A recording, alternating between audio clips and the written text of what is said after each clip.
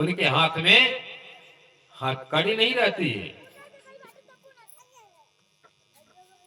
और जो सिंहासन चढ़कर जाता है वो हथकड़ी में नहीं बंद कर जाता है। हथकड़ी बांध कौन जाता है? जो बिना सिंहासन का जाता है। अब बिना सिंहासन कौन जाएगा? जो बिना परमात्मा भक्ति वाला होगा।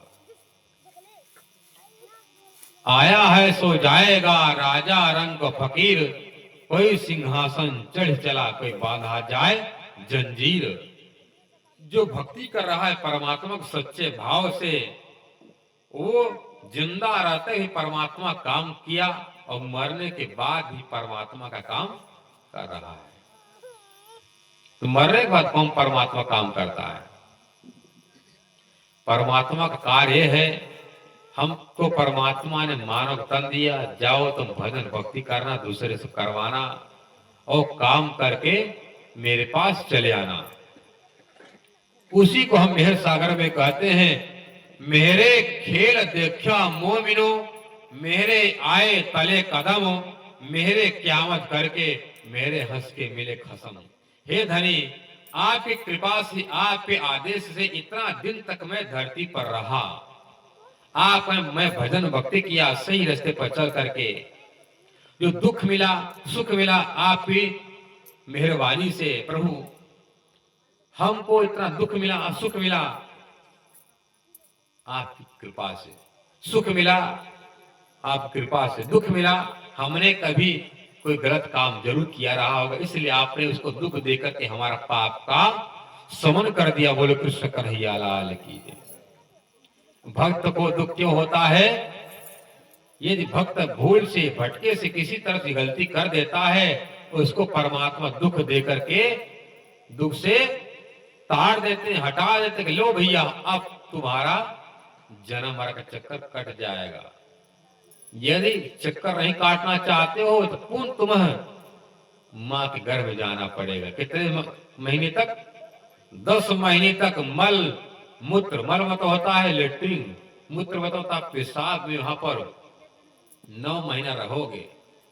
जब 9 महीना रहोगे और आपको एक दिन का सुख के लिए 10 महीना मां के गर्भ में जलना पड़ेगा, कष्ट सहना पड़ेगा, पुनः आने पर 100 साल का जन्म धारण करना पड़ेगा एक दिन के लिए। ये आप दुख थोड़ा थोड़ा सह लोगे ना, आपको 100 साल का जन्म नहीं सहना पड़ेगा। ईसा मसीह की मां मरियम थी, जब सबके मकबरा पर जाते थे, उनके छूने पर सब मकबरा के लोग जिंदा हो जाते।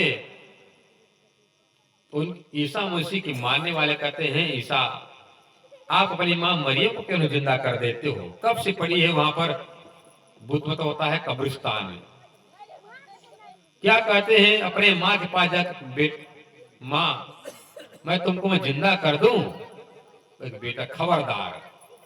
ईसा मसीह ईसाई के प्रवर्तक हैं, वह ईसा मसीह सदगुरु धनी देवचंद के रूप में आए, इसलिए उनको ईसा रो अल्लाह कहा गया है। और ये तारतम सागर तारतम वाणी का प्रथम ग्रंथ का क्या नाम? अंजील। अंजील कौन ले आया? ईसा पैगंबर। क्या कहते हैं? मरियम को अपनी मां को जिंदा कर दो। मां सब लोग जिंदा होने के तरसते हैं कि बेटा कभी खबरदार दोबारा ये सोचना नहीं हमको जिंदा न करना। क्यों मां? सब इंसान तो जिंदा रहना चाहता है, मैं नहीं चाहती। क्यों?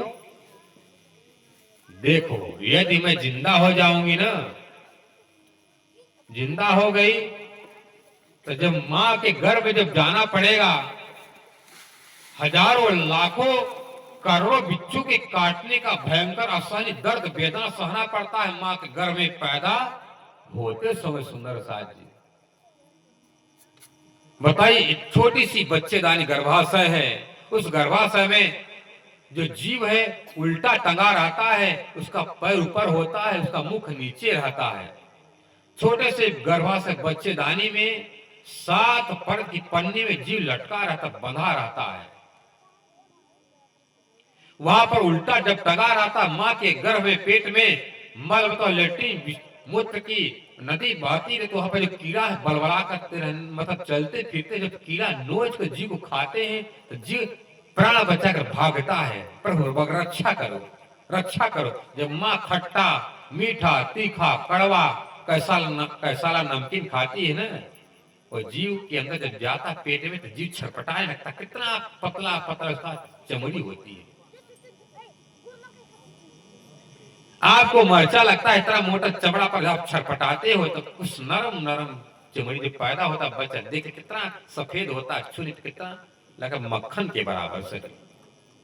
उस शरीर को खट्टा मीठा तीखा कड़वा कसैला नमकीन मतलब 6 रस से गुजरना पड़ता। 9-10 महीना वहां पर मल मूत्र में सन करके रहना पड़ता है विष्टा में।